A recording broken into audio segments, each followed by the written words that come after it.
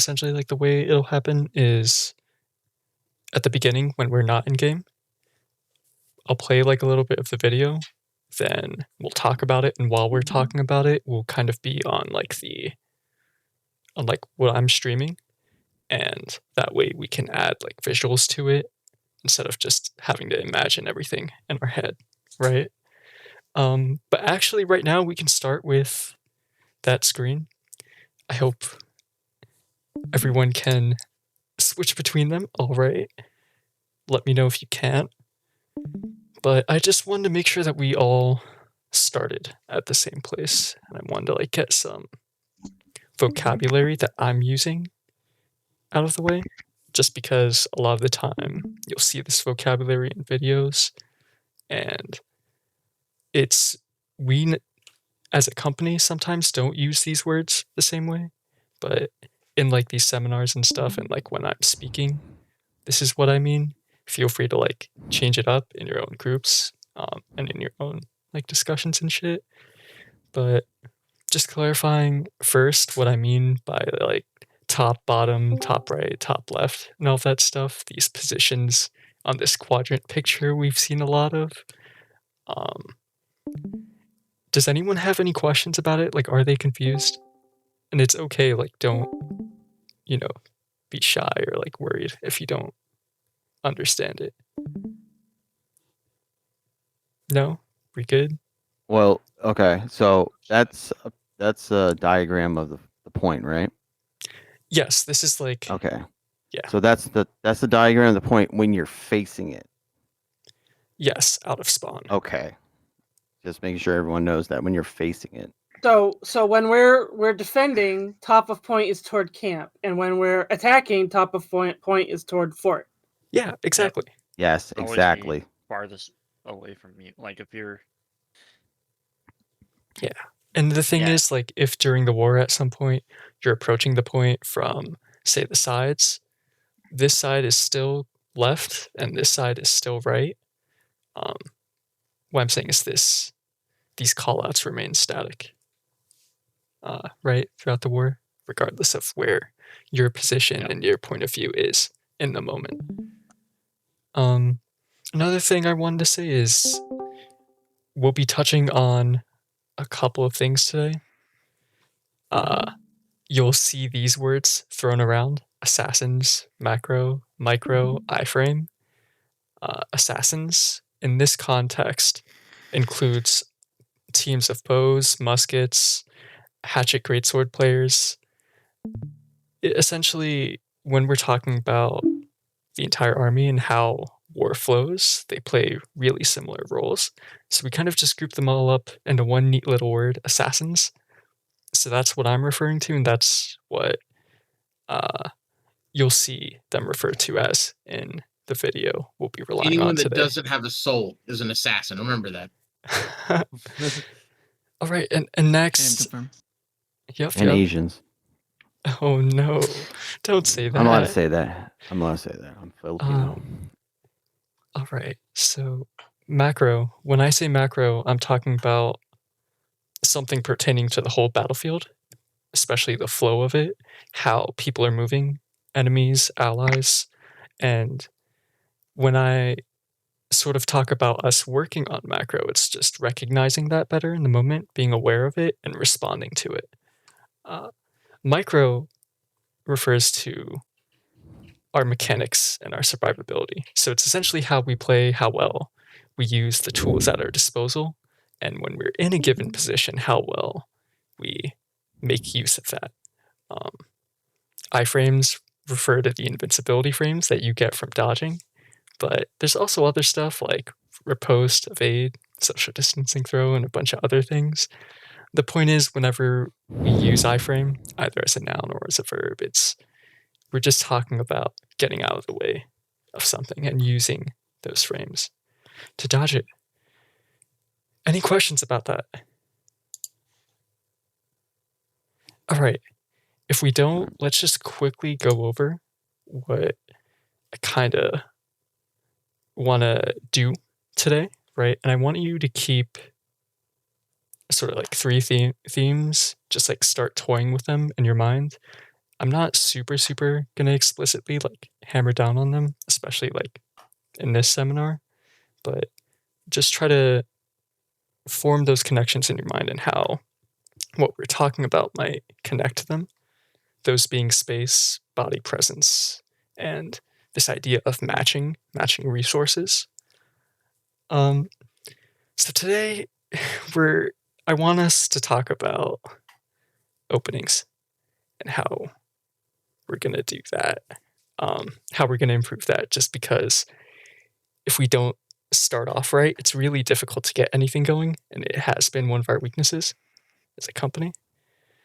So yeah, we'll sort of talk about all of the different ways a war can begin, and then we'll sort of talk about the meta in that sense, how we should approach those openings, and that'll be in video form from Jessis, who is one of the top players in EU. If we're not super convinced after he gives his explanation, I have clips and VODs of it happening on our server, and actually in our wars as well. So we can watch some of that just to see it in action. But after that, I want to go over how we handle everything going to shit and how we recover from that. Then after that, we can talk about how to prevent it from going to shit, right? And we'll sort of end it all with a plan, an opening plan of how specifically we can tailor it to Minotauri, how we want to approach that opening. And we can simulate that at Reekwater in the game. I hope that's cool with everyone. We'll get started because I don't want to like blow everyone's brains out already. So let's go. Let's get started. I'm gonna start the video. If I can get to Discord, so just move back to like the YouTube activity thing, and we can go from there.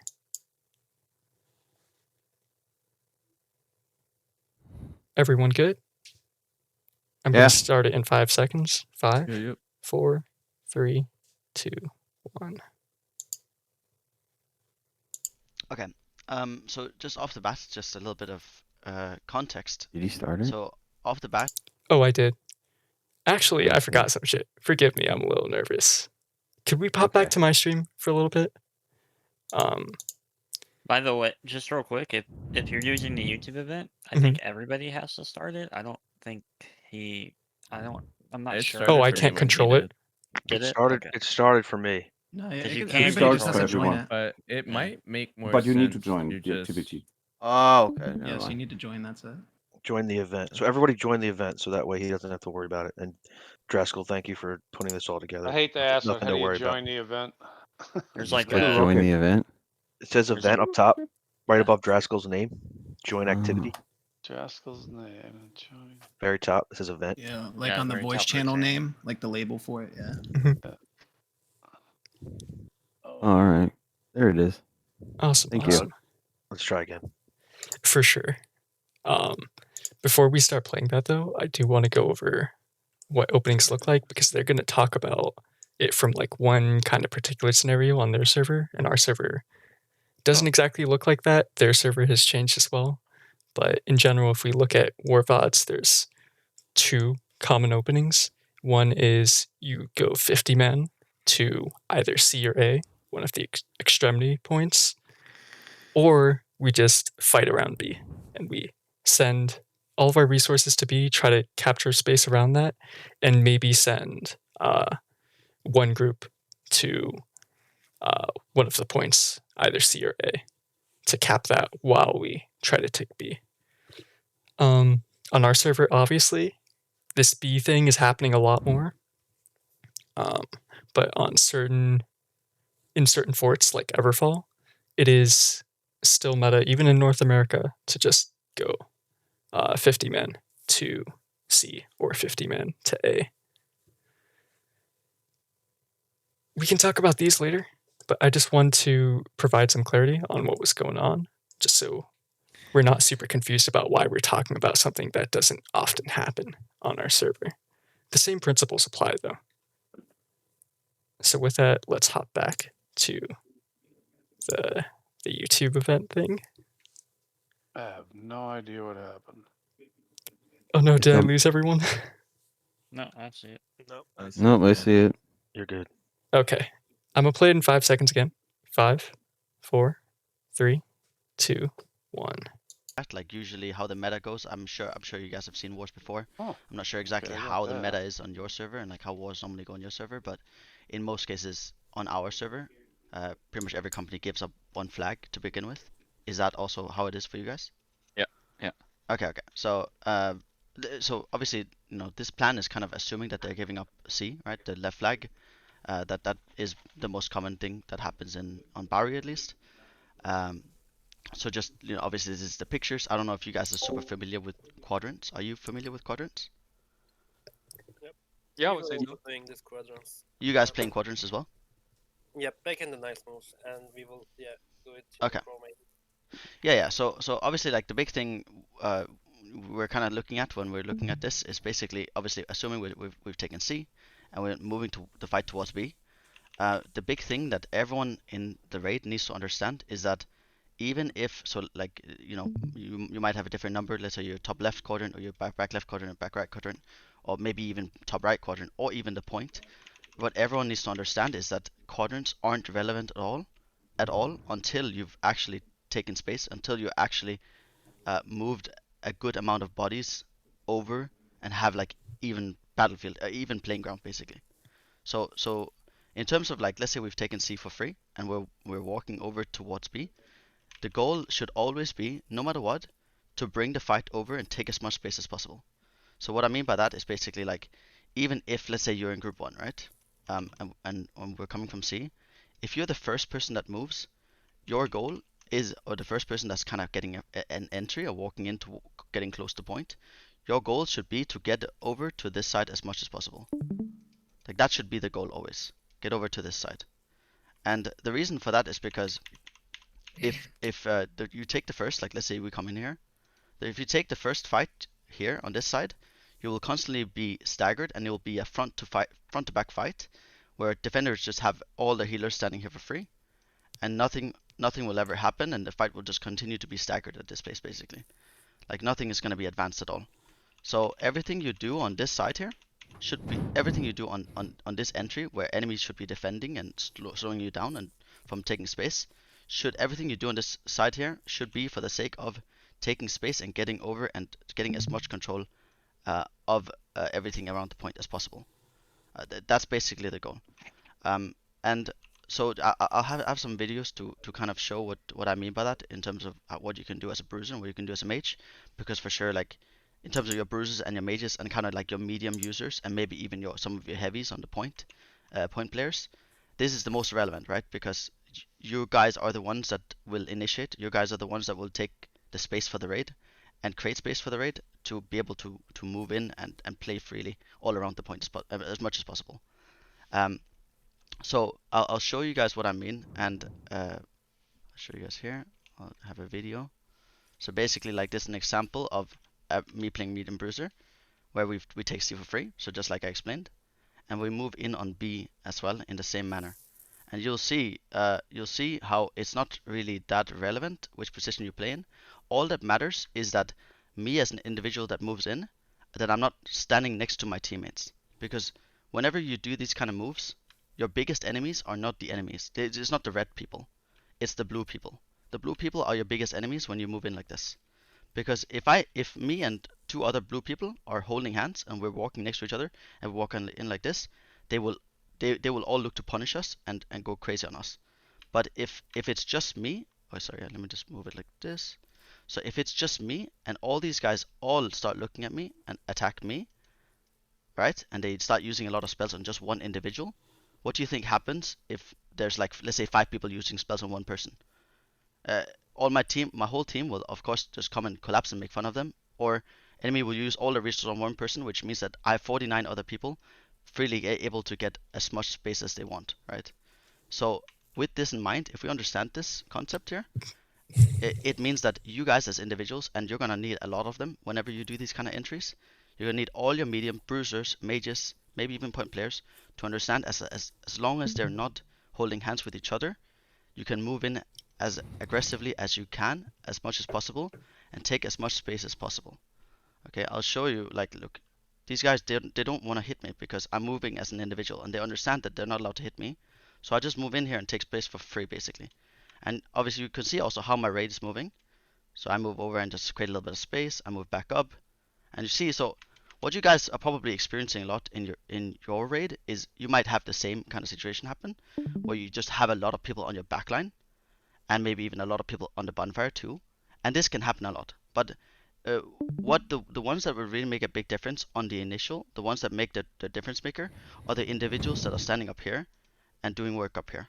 Because what these guys want to do is they want to draw as much attention away from this and this, and hopefully draw people this way, so that we can advance the fight, so the whole raid here can push up. Or if these guys, if enemy aren't looking at these individuals that are standing here, then it's the responsibility of the ones that are standing here to look to collapse, and as soon as we do a collapse, to push the fight upwards. And then the whole raid needs to push up too. So you'll see me here, I look to collapse on the bottom side here. So we get a good bomb on these guys, and now you see my whole raid. Everyone's on the same page. Everyone knows that we've just gotten a good wipe here in the back right quadrant. Okay, we have the whole quadrant system here. This is the back right quadrant, there's the back left, top right. We just got a good wipe on the back right. That means that now we need to push the fuck up, and across the board push up as much as possible, right? So you'll see here, we push up as much as possible. We keep pushing forward and keep squeezing them and wiping them, and you can see my whole raid is slowly pushing forward. And that is what needs to happen. We need these individuals making that space for the whole raid to push forward, and we need everyone in the back or on the sides to understand when we can kind of, with these our backline control, understand when we need to push the fuck up. Okay, that's the really big difference maker when it comes to attacking, that everyone needs to understand. So that's purely in terms of entry and kind of how we go from holding, you know, a little bit of our control here where we're coming from, and we get these like small wipes, this small amount of control, and now we get these, or we collapse onto where we have a lot of resources, or maybe over here, or maybe here. As soon as we get these collapses or small advantages, we need to advance the fight and push up as much as possible and get as much control as possible, right? And squeeze them up here basically. Squeeze the opponents up here basically. So is that clear to everyone? Like, does that? And I guess I ask the same question, right? Because it is kind of overwhelming and very different from how we play. What questions do we have and what concerns? First, did anyone's eyes glaze over during that segment? No, sounds pretty logical. Makes sense. All right. Yeah, it seems simple. Okay. That is pretty basic, yeah. Awesome. Yeah. So in practice, of course, it's difficult to keep everything in mind and recognize when situations are happening, but that's where experience comes in, and we can definitely simulate some of that later at Reekwater for it to understand that. But right now, I sort of want to show this from the defense's point of view. And so you'll kind of see what Minotauri was doing last night, and I hope, not last night, whenever the war was. And hopefully it'll seem familiar. I've actually got a question. Go for it.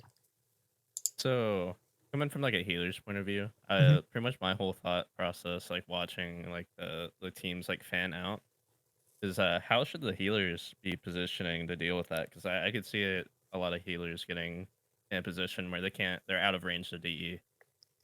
Yeah. So Sacred. Yeah. So I actually had the same concern, and I spent a lot of time trying to think of that, because the biggest concern here isn't really the bruisers or people who can fight and fend for themselves. It's what about the healers, right? Because if everyone runs past, they're definitely going to collapse on a healer because that's a high value target, right? And if the healers are in the back line and everyone's up here, or like to the right, I guess, fighting, doing their own thing, then what's happening? And in one of his other segments that we can play later if we need to, but he mentions this concept of any fighting that happens at Bonfire, because there will be fighting, inevitably. It needs to be for the sake of everyone getting over to the other side. And what that means is those engagements, someone still needs to engage them. It can just be like 1 or 2 individuals, engaging these people. They could be assassins, they could be bruisers, mages, whatever. Especially if they're clumped up, group them together in a graph. But during that time, healers cannot focus on healing that person because we have to recognize that that individual is taking a risk and a potential sacrifice to get you and everyone else onto the point and to take that space. So what can happen is take advantage of those 3 to 5 seconds that that person buys you, get you into your position, and then if needed, give that person a single target heal. Not an AoE, because that's generally not where a lot of the fight is going to be happening later on. So be prepared to like use your sacreds on and around point and to support the raid pushing up. But definitely only look to heal people fighting at the bonfire line after you're past it and after we're in this space around point. I guess I've got like one more step like past Mhm. that is so should we be moving away from the like lead bruiser mentality, or should we be using the lead bruiser as a person that's gonna like go up front, take that risk, and kind of like feel So- out the fight first and like turn around like he did to get the big grab? Right. So that's a great question, right? The important thing is that we're not clumped up on the approach. Right. Because that allows them to fight and get value from it. Certainly you can have like if your lead bruiser wants to take the initiative or is in position to take the initiative, go ahead, go first, and like try to get everyone behind you. My thought process is that this is something we might have to work on a little bit, understanding how we want to like take these fights at bonfire or who's taking them, because my sense is, especially if there's assassins at that line, they're going to like target healers. So there needs to be someone, taking their attention away. But it's important for like as individuals, everyone else to just move forward, right? And get into a position where we can begin playing as teams and playing as a unit and making progress on the point. I guess what I'm really saying is there's no answer out there from Jesus or anyone else.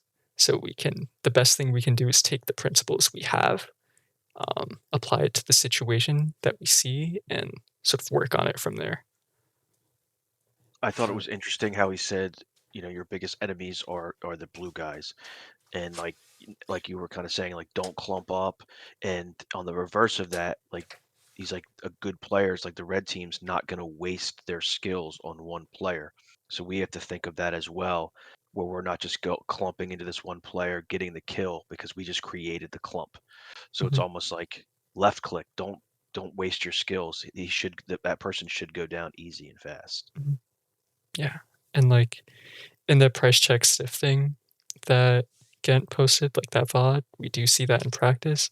But let's move on from this a little bit if everyone is sort of clearer on what's going on here, just so we can see what defense is supposed to do. And the reason I'm bringing this up right now is even on attack, there are situations where we're defending the point from oncoming defenders.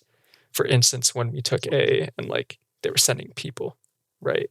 Even though it was like their give point and they were kind of, posturing, just still understanding like how we should position and how Minotauri positioned, like during that when we approached the fight on B from the angle that we did. So let me just find the timestamp for that really quick. Real quick though, like he says not to waste abilities on one target, but then that also means like we can't let Sir Baron, for example, or just run through to our healers. So like, where's the balance in like the kill squad? Yeah. So, and this is something I wanted to talk about later. Okay, that's fine. Okay. But especially like with assassins and like kill squad and everything, it's that concept of matching. We'll talk about that later, but the idea is that we do want to engage those individuals so that they aren't running rampant in our backline, and so we can get through. But we don't want to invest so many resources to where we're fighting a fight we can't win, and we're just perma-staggered at the bonfire line. Got it. All right, so I'm playing this YouTube thing in another 3 seconds, if everyone's ready. Elmekia, I see you're in here. You want to join the event video thing, if you can? You can just like hover over the thing above my name and join from there, if you're here. But yeah, 3, 2, 1, playing. Either way, it's kind of, regardless of whichever side you decide to defend, it's just flipped, right? The position is kind of just flipped. So to talk about the meta that we have on defense, obviously we just spoke about attack, right? Where the attacker is kind of, let's say the attacker is coming from here, or they're coming from here. Obviously what the attacker is trying to do is they're trying to come in and take as much space as possible of your side. And what we want to do as a defender is prevent them from taking space as much as possible, right? So if we just spoke about how the attacker wants to come in and not fight on the bonfire side, or fight up here on the war camp side on the backline, and what the attacker wants to do instead is they want to come over here and take as much space as possible on our side. What we want to do as a defender is we want to prevent them from doing that as much as possible. So quadrants aren't too relevant when the enemy haven't even taken any kind of space. So even if, let's say, you're assigned to the bottom left, assigned to the top left, if all of the enemies are coming over from the C flag here, we want to spread ourselves as much as possible and slow them down as much as possible on this entire space, basically. Slow them down as much as possible. Prevent them from taking space as much as possible. Thin them out. And force them to only move in with individuals. And let's say you're a bruiser or a mage, and you maybe use your big spells here, maybe a gravity or a shower or whatever, and we slow down big parts of their squad, and maybe a couple of individuals made it through, and you just use your big spell. Now, instead of staying over here without big spells, now I've just thrown my gravity or whatever, or my shock or my maelstrom, like all my big spells. Now I'm gonna leave the fight and let someone else take over and slow them down, while I'm gonna take the individuals out. So those are things just immediately off the bat, like how we can prevent enemy from taking space. The goal is to slow them down as much as possible and prevent them from entering our space and what we're trying to control as much as possible, and squeeze them as much as possible, push them back as much as possible, away from our strong side as much as possible, right? So. Alright, so does that sound familiar to everyone from the war with Minotauri? Or do you feel that that's not describing what we've seen in the past? The way they defended? Yes. Yeah. Yeah. There's always a wall, right? When we go to take a point. That we have to end up going through for sure. Yeah. And when we were fighting, I think it was Seraphs, defending Weaver Sven for the first time, when it came to A point, we did this wall thing where we held them at bonfire like Minotauri held us. And the same thing, you know, they might have had a couple of individuals get through, but the majority of their army was behind that bonfire line. So those individuals are isolated and they died, right? It's very important to keep in mind that, like bruisers, for example, we're very conditioned to do our, well, the default bruiser combo, and that it is very important to kill with the combo if possible, and have the follow-up damage and the follow-up combo come in from teammates. It's very important to keep in mind that this is actually very good that you mentioned that. Because there are situations, especially when defending against incoming waves near bonfire, trying to catch them, slow them down before they reach us, that like to let bruisers and mages know that sometimes you can't, you have to divert from that logic, that sometimes it is actually not a bad thing to throw your graph like a noob and then run away to survive, rather than jumping in, trying to get your shockwave off and so on and so forth, and kill something, because in some situations you can't. In some situations it is the best to literally create a wall that slows them down, and 3 to 5 seconds of difference in time makes a huge difference in defending situations like that. So sometimes we can absolutely throw a graph without jumping on it and then doing our combo. Right. So now is everyone clear on like what we are supposed to do when we're approaching a point? Both on attack and defense? Yeah. In theory, at least, that we're supposed to. Yep. You know. All right. Awesome. Yeah. Spread apart, and especially like taking control on the far side of the point. And sort of especially almost ignoring fights that are going on, not supporting them, and just rushing past them. Is especially key. So now let's talk about what happens when everything goes to shit and all of this like doesn't work out, right?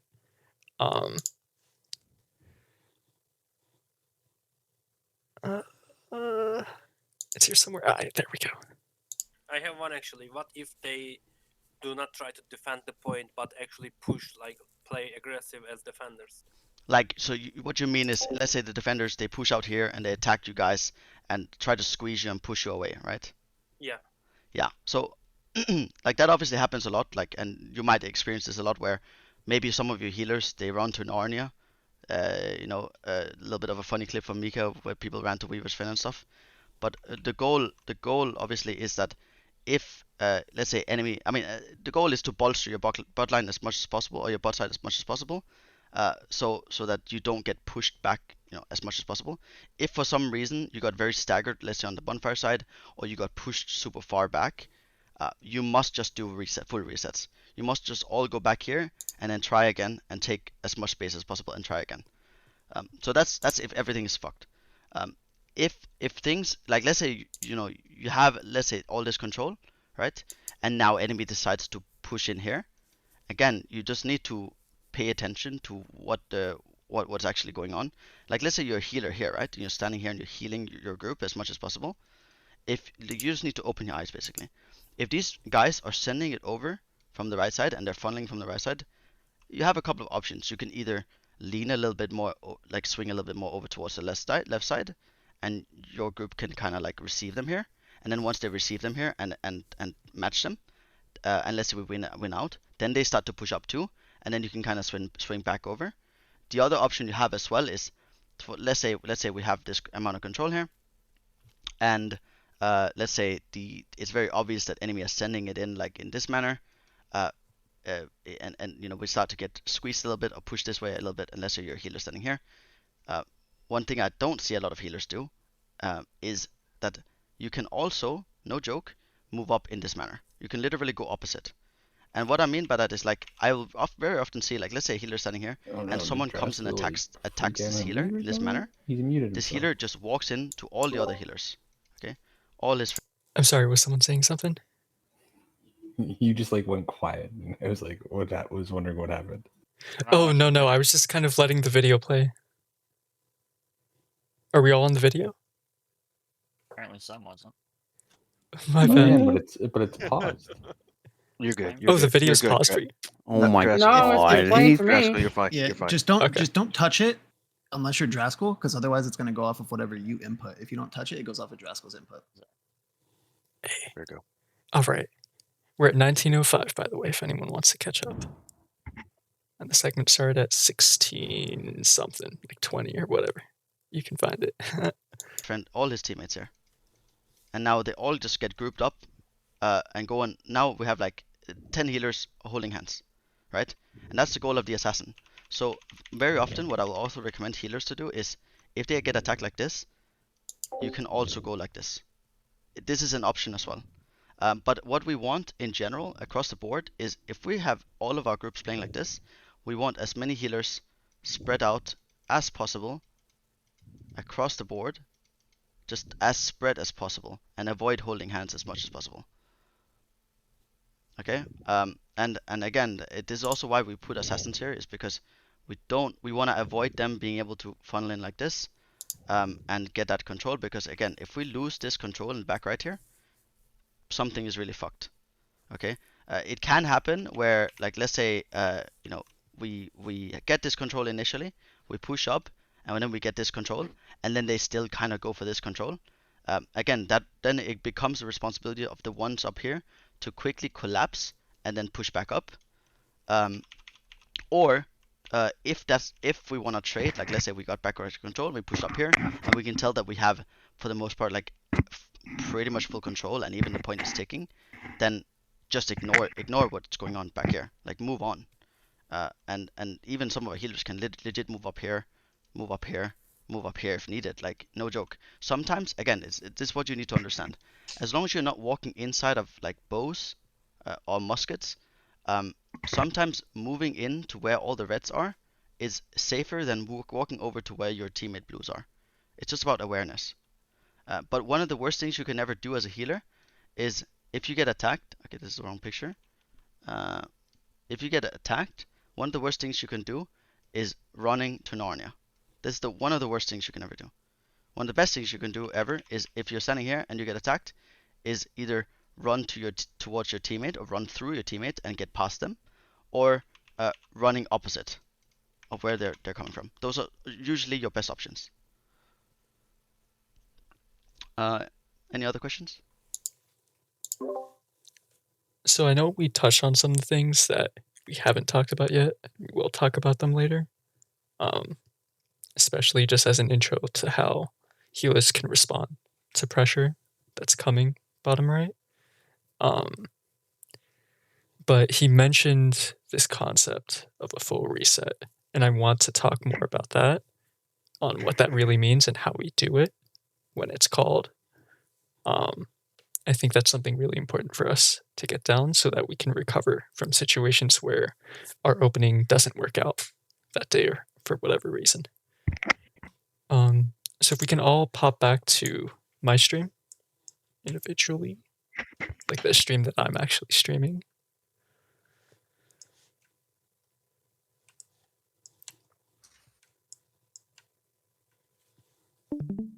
Can everyone Is it see? by leaving the activity? I'm sorry. No, you can kind of just click on my name, like hover over my name and try to watch my stream. That should work. Yeah, it's X'd out for me. I'm sorry. I'll figure it out. Okay. Just Hopefully, click on the middle mini window and it comes up. right. Hopefully we can switch back to it when it comes time. Got it, got it. Thank you very much. Awesome. But for right now, I just wanted to flip this around from him, from what he's showing, just so we have some extra. We understand both sides of it. He was explaining it from if we had C point captured. From what I saw in our VODs, it looked like Minotauri was giving up A point. So let's just consider that option really quickly. Everyone coming in from the right side of point. In this situation, right, to achieve this sort of position, and keep in mind, there's two different schools of thought on this, right? One idea is that we hold respawns, obviously. And when the call comes in for everyone to respawn, we all respawn at A. And we sort of spread ourselves out and we move in, as Justice described, trying to get control over here of left side of point. And we basically try that entry again. Another school of thought is that we split our respawns between War Camp and A point. And in that scenario, what we could do is we could have teams, let's say 9, 7, 5. Yeah, we could have 9, 7, 5 respawn at A and try to come in from here. And we could have the point groups and 3 and 4, maybe 6, maybe 10 as well, try to come in from War Camp. And that way we're sort of creating these two fronts of pressure, and we're kind of trying to expand our triangle of influence. I kind of wanted to have a conversation about this because there's obviously no prescription out there. I think it's more up to us what we want to try, what we think we should try first, and go from there. Obviously, these numbers are just like completely up in the air. I wanted to point that out. I just made this shit up. You know what I mean?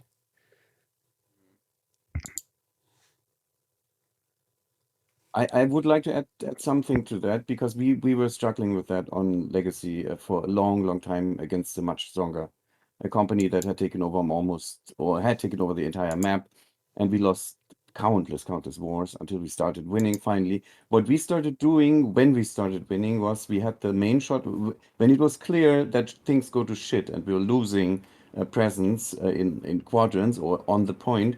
Our main shot caller, we started doing a thing that before the war started. Our main shot caller would say, if you're fighting on A, your main fallback point is, let's say, left side tree line. And then during the fight, when he saw things go to shit, the main shot caller, because if we just like respawn and then go back, we are still going to be staggered. And calling for a full regroup usually costs way too much time to be an efficient thing that you can just do all the time. So what we had a main fallback point for literally everyone, for the entire front line. And the main shot caller would call out, fall back now. And everyone was moving back, was regrouping, was while that happens, you get your cooldowns back, you get maybe your potions back. And then the main shot caller would call literally all of us to move back onto point. This works almost as well as a full regroup, and much better as running in just when you spawn immediately, trying to assist the 2 or 3 teammates that might be still alive fighting. Because the 2 or 3, when that happens, when that is called, will be where you kind of closer to the respawn. That is almost as good as a full regroup. That was a very simple to execute and very powerful thing. I'm not sure if that works in today's meta still, but it helped us an unbelievable amount to deal with things going to shit situations around points. I see what you're saying. In my mind, I was kind of thinking of a scenario where we let everyone on the field die, but I can also see how that could be pretty bad, especially if Depending they... how late it is in the war. Yeah, obviously. First 15 minutes, the dying is for sure probably better. The last 15 minutes, it could be very critical depending on how far we are from a respawn wave. Mhm. So this is obviously something we can talk about right later. If we're not up to super deciding, or we don't have strong opinions on this right now. I just wanted to clarify that these are the options we could have, right? That we hold our respawns for maybe longer than the respawn wave having, like, for longer than just like the first respawn we get, and the fact that we might be respawning as groups in different locations, even like throughout the war, right? As we're dying in the war, even if it's not a full reset, maybe we still have like our top left team spawn at C flag, or we have like our bottom right team spawn at war camp, something like that. One of the problems I found was if people are alive, like the last war we had people at A and we had people at B, for example, right? And if people were on A and the whole team's there, but then like 3 of them die, and then we're calling to have everyone spawn at C instead of war camp, for example, then there's so many, it's like a mile apart. So you're more or less suggesting that we then regroup somewhere in the middle?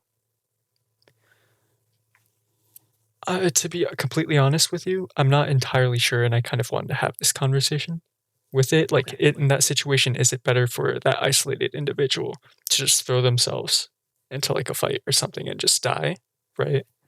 Right, and then respawn. And then respawn, I or think go I ahead, think Jeff. that's completely dependent on where the respawn timer is. Mm-hmm. Because if respawns just came up, you don't want to kill yourself. Right. In that situation, you need to play your life and try and get back with the main army, because if you go in suicide, then the main army is going to be down a person for the next 40 seconds or whatever the respawn is at that point. So I gotcha. it's definitely situational. If it's like if we notice that we need to regroup and there's maybe like 10 seconds left on respawns, then I think it is probably smart to call for people to just try and die if they can. Yeah. And sometimes it doesn't always work out, but usually if you kind of just run into a zerg of the enemy and let them kill you, they'll kill you in time. So. Right. So how about this, right? For now, we can say if you're alive and you miss the respawn timer and you don't want to die, get past this bonfire land to where it's kind of dangerous for them to push past, right? Where our main army can punish them if they get too aggressive. Kind of get behind this line to safety where you have like this entire top to bottom space between the ramparts and all the trees and war camp to play with and to kite. Because I have a feeling that if we try to kite away, like bottom of point, that's not very productive. Like you'll either end up going to war camp or just past war camp, and that's not great either. Although actually going into war camp might not be bad if we are spawning some people there when reset is called. Draskell, one thing I noticed that he mentioned, talking about healers, just so we don't get too far away from his last video. But when I don't know which war it was, but we were watching Aquino's VOD a couple times over.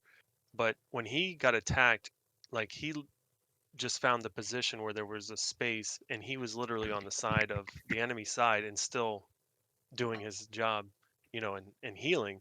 So, going back towards, our safe zone necessarily isn't the best play. I mean, it was just interesting because that's exactly what now it brought back to mind that he did, is that he just found space, even if it was on the enemy side of things, and he was not being bothered and still still casting and whatnot. So going back towards our side necessarily isn't always the safest place as a healer, that is. Yeah, and I want to clarify, like, when we talk about this idea of like a safe pocket, I think it's kind of like a dangerous thing because it's not entirely like a safe pocket all the time. It's, as he said, it's always going to be better to either go into your teammates.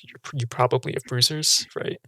If you have bruisers and mages, the assassins don't want to go into that. So you can pretty much get to safety through them. Or you can kind of just move up into their backline where their healers are and kind of say, okay, if you want to chase me further, bring your bodies to where your healers are, and now we'll talk about like our assassins' positioning and what their goals are. But in that scenario, they're literally hitting two birds with one stone. They can pressure enemy healers and deal with like the enemy assassins all at the same time. So obviously it depends on like your situation, how many escape tools you have left, and what you can recognize in the moment, what you're seeing. But yeah, understanding like how the battlefield is going to move is very powerful for all roles, not just healers. Not just healers and bruisers. Yeah, I would say too, like you were saying earlier, and just saying like walking past things. Like we have a few people in our company that are like aggressive bruisers, and you'll see them like out in the group, and they've gotten clumped, meaning they've drawn 4 or 5 people. As a bruiser that's seeing that, you might walk past a few people to throw that grab and punish the other team for clumping on an individual. Right. And we do see that a lot in wars, especially because honestly, that getting that discipline to be able to like, I guess, delay enemy opposition without clumping is difficult, right? So even companies like Price Check, right, when they push past and try to do this thing and they try to fight, you'll see them clump and you'll see them get punished for it in some of these VODs as well. And I say that to say that like all of this sounds very simple in theory, but when it comes time and when we're fighting and in the heat of the moment, that's where that kind of skill gap and experience gap comes in. So don't be too frustrated if it takes us a war or two to really nail this down. Or 10, 20. No. If it takes 10 or 20, something's really wrong, but we'll get there. I want to talk a little bit about, because Minotauri, obviously, we know their dive team, their assassins are very effective and pressure us a lot. So I want to first talk about Jesus's theory for how to I guess, counter this aggression, because the truth is every good company is going to have good assassins that if you let them run amok will kind of win you the war themselves, right? So how do we counter that in theory? And then I kind of want to talk about how that translates to our situation and how we can more concretely help ourselves put that theory in motion. So let me find the timestamp really quick and turn your attentions back to the YouTube video.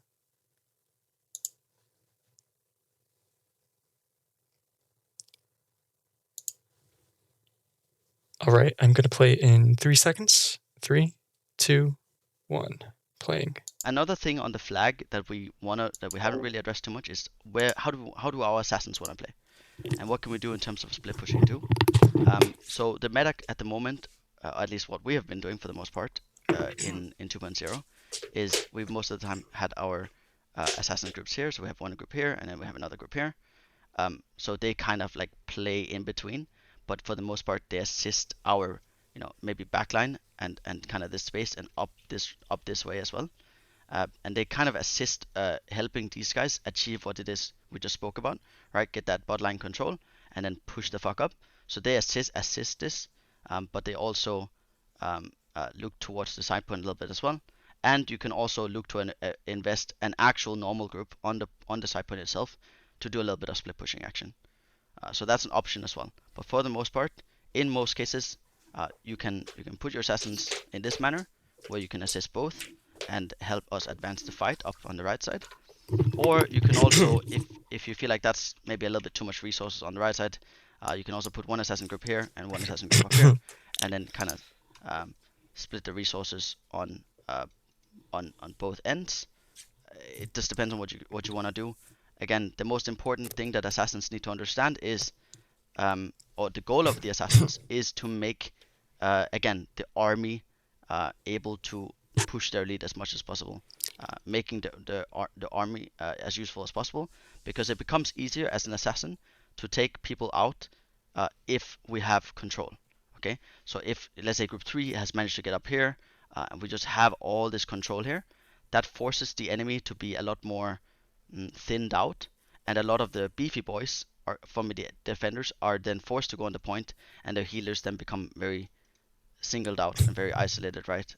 And that's the most juicy situation for assassins as possible, basically. So assassins' goal, regardless of what you plan on doing, is to make things as easy as possible for the normal groups as possible.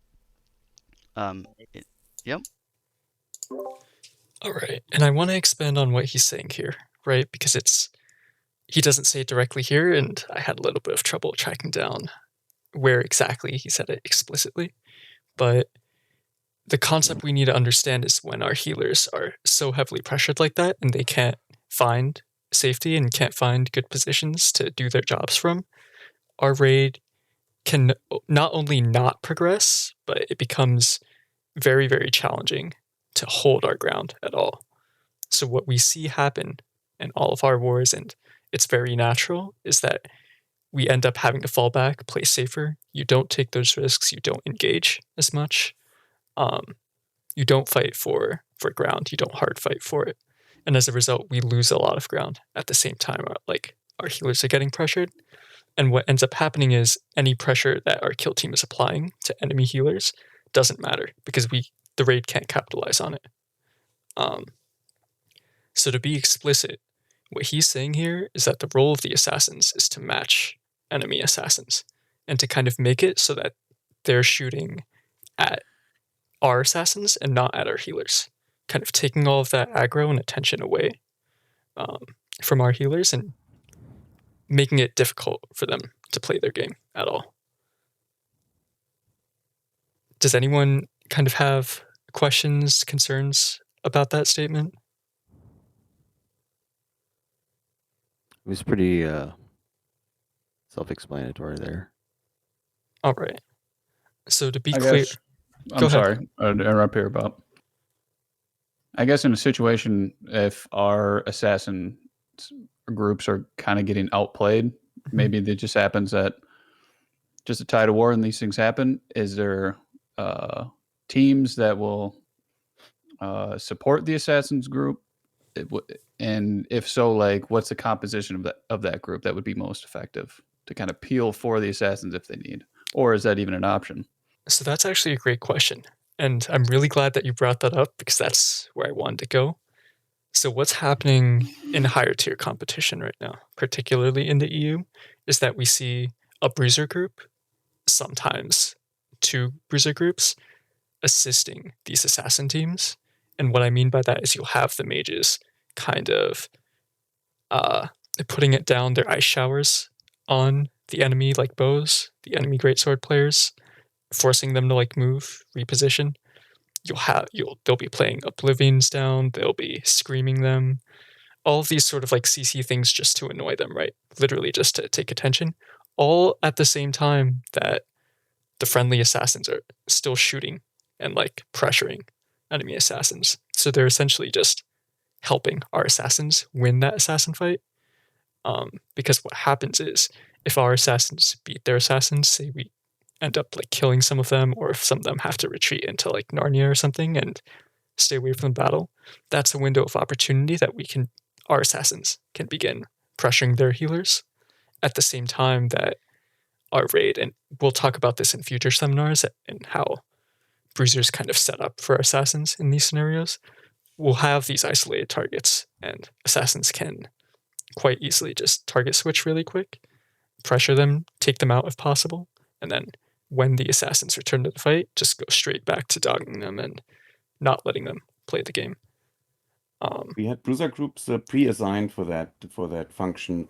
We called like normal bruiser groups, most groups, main ball groups, and we had flanking squads that were the bruiser groups that were more assigned towards the assassins and assigned with supporting assassins, and then the assassins themselves were the kill squads. So we actually distinguished between main ball bruiser groups and flanking bruiser groups that would always be more in a position where they would assist the assistants. That worked really well, actually. So I also like want to clarify, right? When you say in terms of composition, that composition is not super set. I've seen it like in multiple VODs with literally like a normal bruiser group. So a bruiser, 2 IGVGs, actually 2 bruisers, 2 IGVGs, and a healer support. I've seen it with 2 IGVGs, a greatsword, medium greatsword hatchet, a bruiser. I've seen like a light BB, like a light BBIG, light BB Warhammer thrown in there. 100%. I just wanted to say, like the group number must know that this is one of their functions. The group composition there is probably actually more flexible than the group composition of a normal group in the main ball. Yeah, totally. Right. So if we kind of, let me see, am I missing something really quick? No. Okay. So let me find this super fast.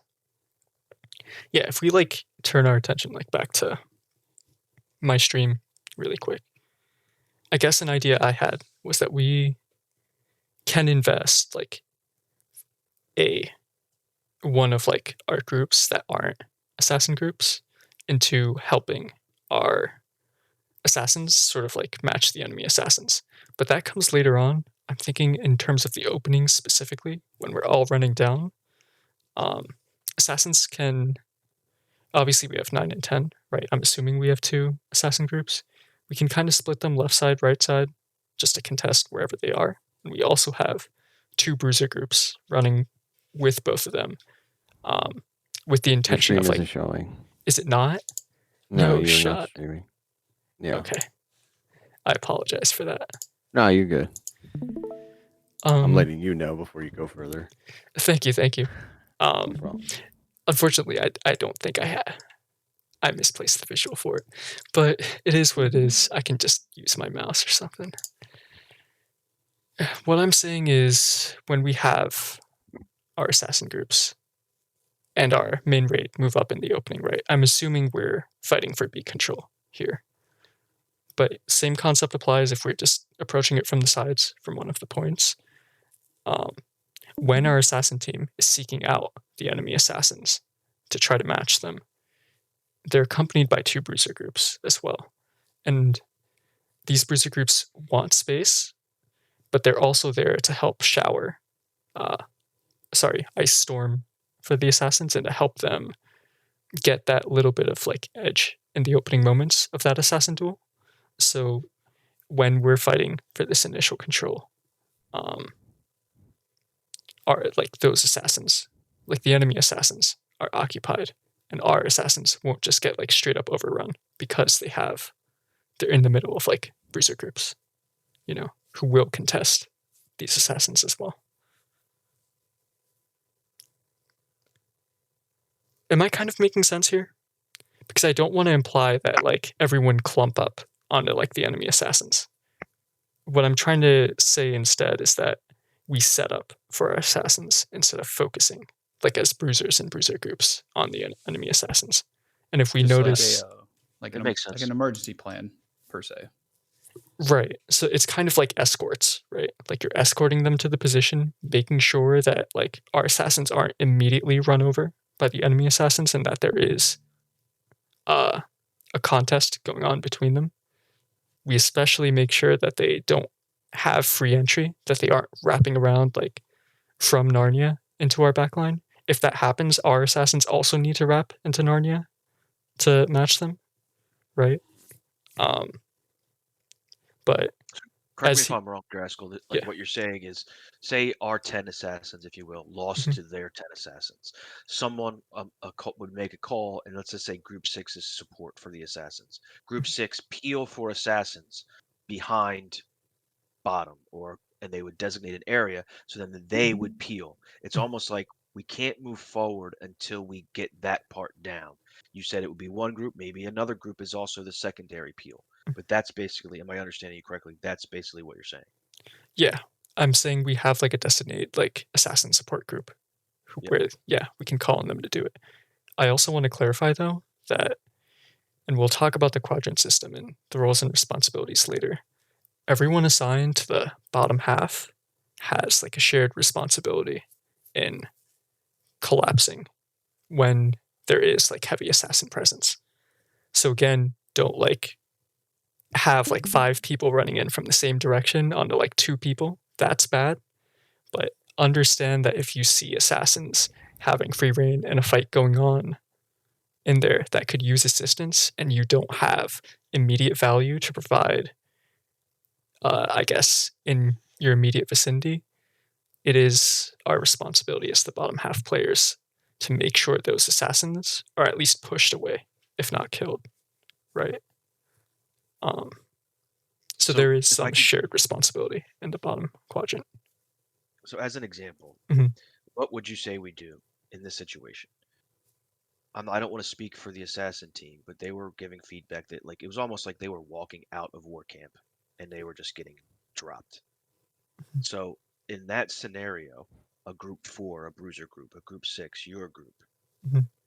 do you feel we should be walking past them and getting to point, or we should be helping them, or this designated group should be helping them?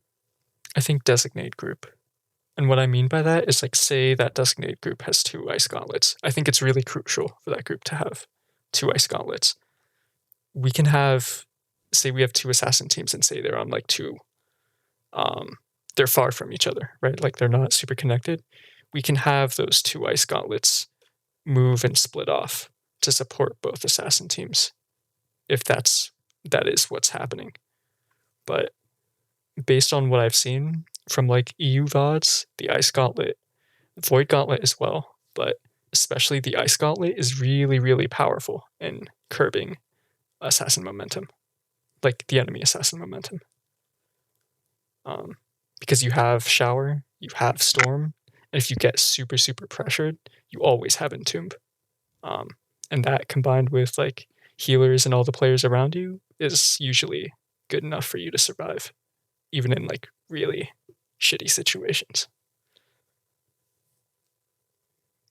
Am I making sense? Because like the thing is, No, the you main are. raid like needs to progress, right? And if we have like, if we like basically say any bruiser group running by, peel for them, that becomes a problem because now there's a possibility that we all like tunnel vision. Collide. Yeah.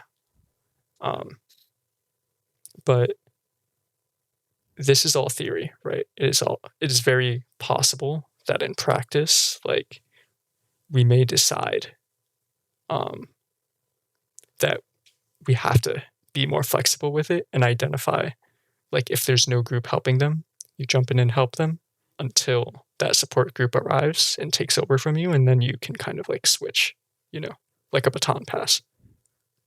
That is a possibility. Was that confusing? Nope. Okay. No. All right. Let me see. I kind of want to start ending this, in a sense, like ending this whole Discord thing and getting in the game. But before we do that, I'm assuming Minotauri is like the opposition we want to go against, just because we have, at least I have, the most information about them. So again, if we turn to like my stream, if you aren't already there, Minotauri has a pretty consistent, in the 3 wars that like I think I've been in, that we were against them, they have a pretty consistent opening, attack and defense. So when they attacked us at Rookwater, it kind of looked, ignore this whole mess over here, but in terms of this over here, they kind of attacked us with one group swinging left, trying to just skipping all engagements, just trying to head straight for our backline. And it was an assassin group accompanied by a couple of bruiser groups who like took the engagements as we like tried to, stop them. Then the assassins just head straight into our backline and start hitting our healers. At the same time, they had a bruiser group sort of apply some pressure here in the bottom quadrant. They sent a group to point. They had people fighting for our right side control, but these people were sort of trying to gun it straight into our backline as well. And at the same time, they had the other assassin group kind of wrap far around and try to meet these groups that were barreling down in our bottom quadrant. Okay. On defense, they did the same thing. It was just flipped around because C was kind of their hold point. So they had a group, and this was, I think, the group that met you guys in common when you were wrapping around towards ramparts. Wrap around there. They had one group go to C, just in case I think we hit something there. And then they had their main raid kind of progress down the bonfire line to try to stall everyone. And they had all of their healers and casters and people like that progress straight to point. And obviously we gave them like point side, like everything in the point vicinity up to them for free, but their initial movement looked similar, is what I'm trying to say. And based on that, we can sort of make our own things, right? Kind of understanding where the points of conflict are going to happen, and that's sort of what this crazy mess here is trying to describe. We can delete. I like that one. Let's just bring it over here and focus on this thing, right? What this entire crazy thing is trying to say is that someone should take these points of engagement here. There'll probably be an engagement here. There'll probably be an assassin battle down here or something like that. And there'll obviously be conflicts like here at point, towards the bonfire side, and then far right as well. What I'm saying is, if we see someone hasn't engaged them as an army, like as individuals, as the first individuals to them, sometimes, especially if we're far enough up, it might be good to engage them at these lines, while the rest of the army, seeing that they're engaged, doesn't stop to assist them, but instead moves past, takes space, and sort of looks to these engagements to maybe counter collapse on them, right? So here, these green arrows, they're stupid, whatever, are kind of us moving.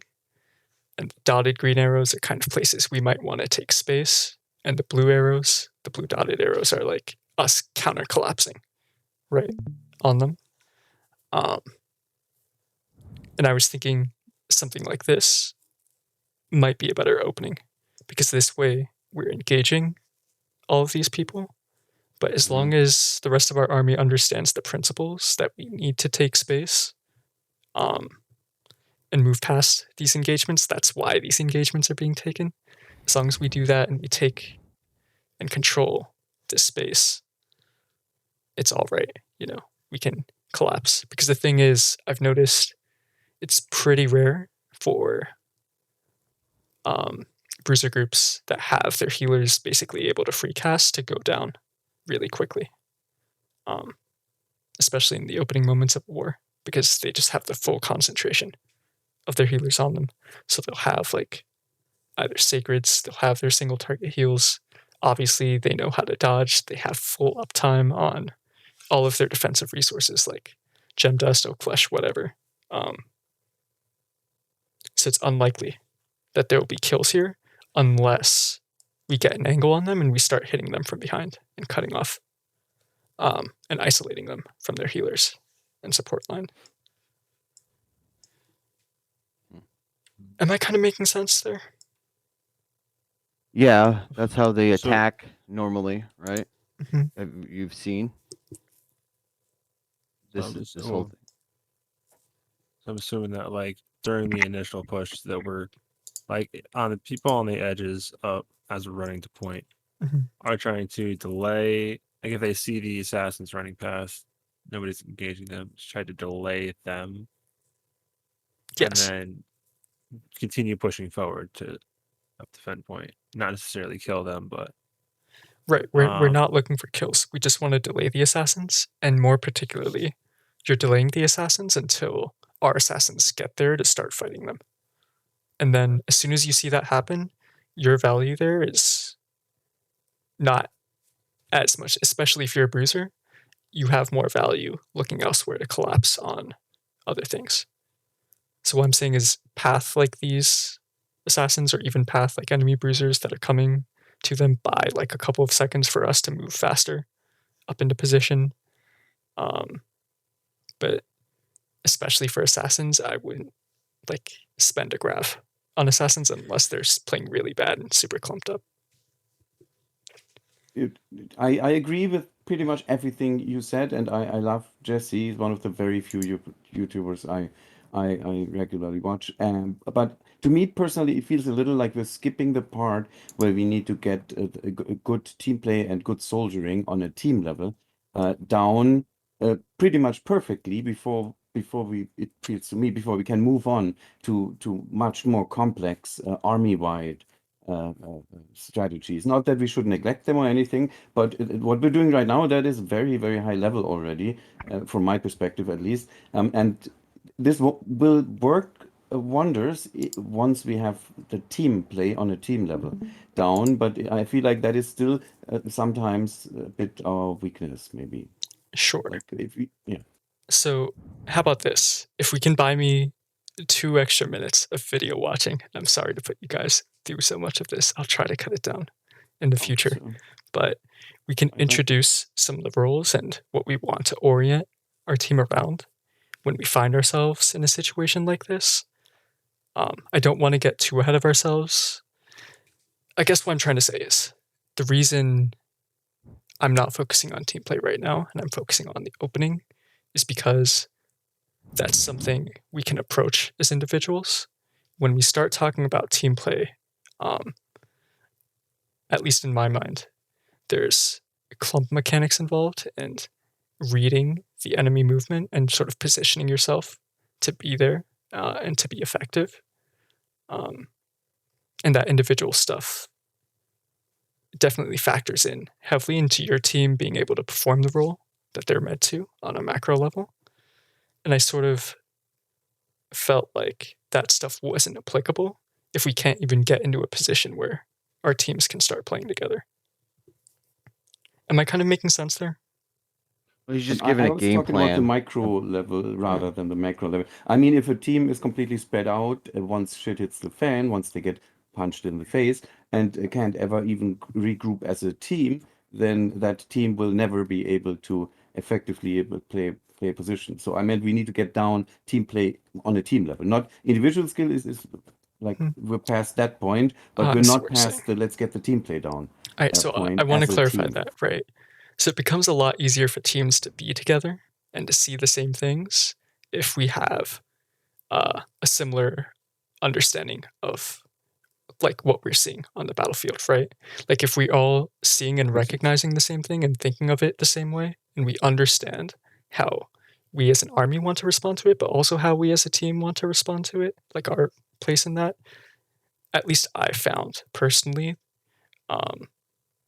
that it's been a lot easier for me to be in the positions where Mokro, our lead bruiser, wants us to be. Just understanding that.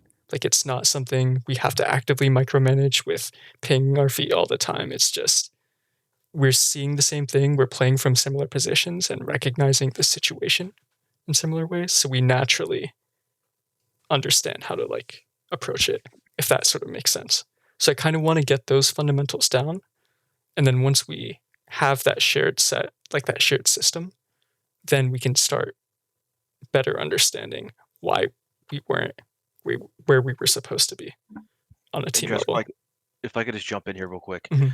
One, thank you so much for putting all this together. You obviously put a lot of work into it.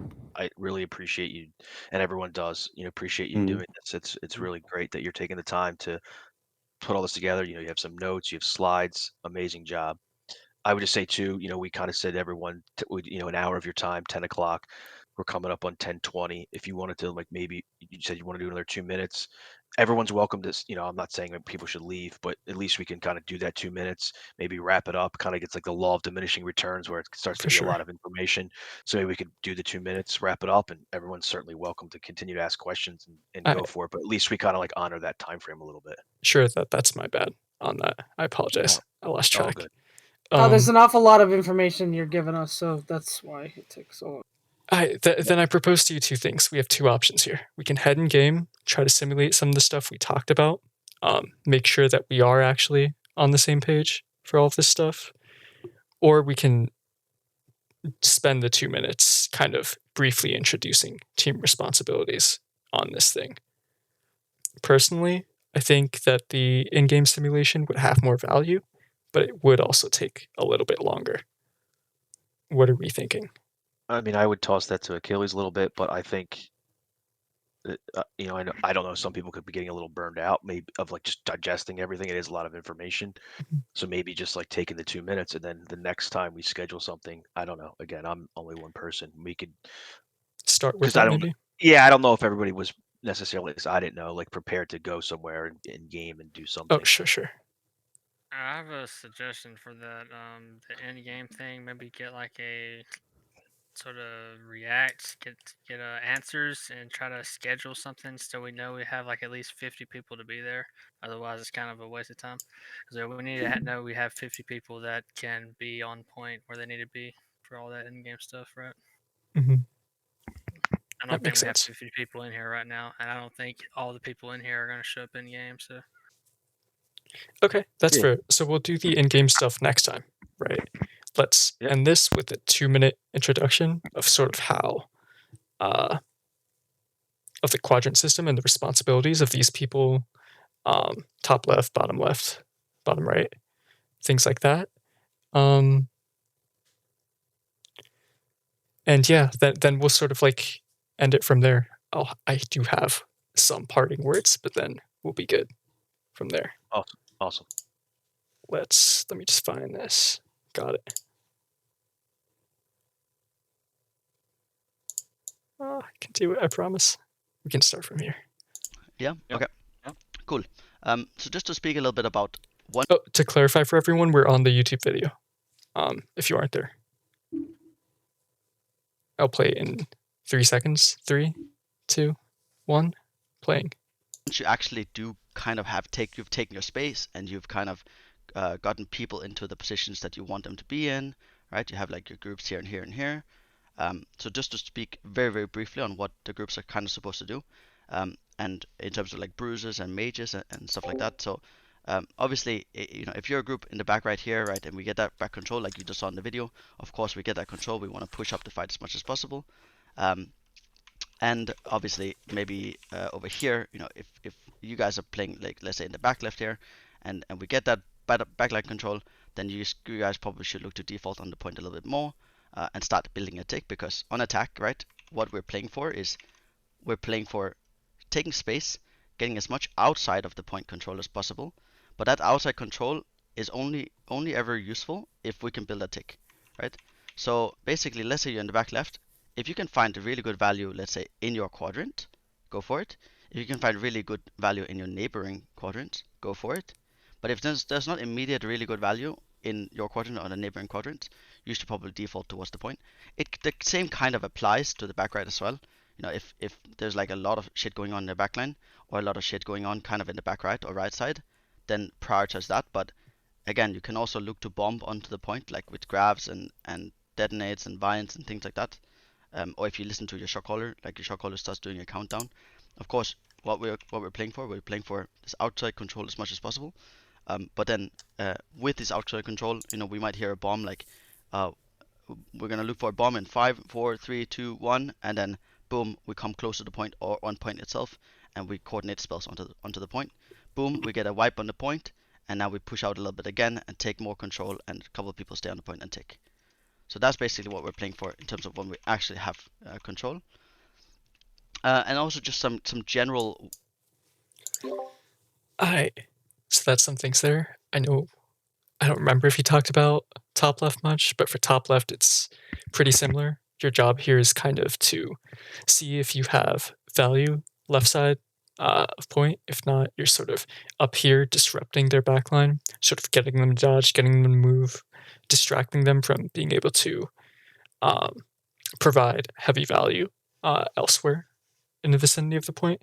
But it's also to try to move and take space in this top right space.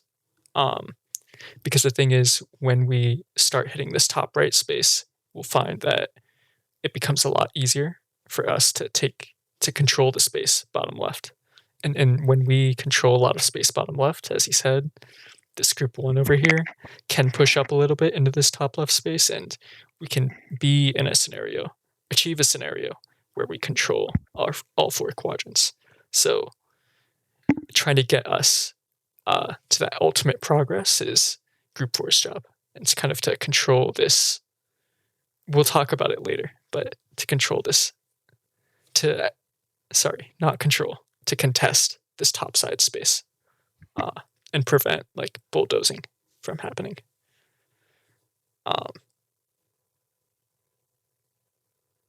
I misspoke there. Bulldozing in terms of healers. But all right, we can sort of end it there. I just kind of want to say before we all hopped off that my goals, and I think all of our goals for doing this and for being here, should be to improve our individual understanding and awareness of what's going on in war. It's to tune our responses for the benefit of the entire army, but it's also to add more dimension to our VOD reviews, so we can kind of see positionally what we could have done to bring more value to the entire army and improve on that noticeably war over war. And I hope these sessions kind of help you see things and understand things in ways that you didn't prior to these sessions. So thank you everyone for coming. I appreciate you all. Thank you all for being here, for being so supportive and encouraging. And I hope to see you all again in the next seminar. Thanks, Draskell. Thanks, Draskell. Appreciate it, buddy. sir. Thank you. Good job. Thank you. Thank you. Thanks for the help. Of course. Appreciate it, man. That's it, everyone. Have a good night. You too.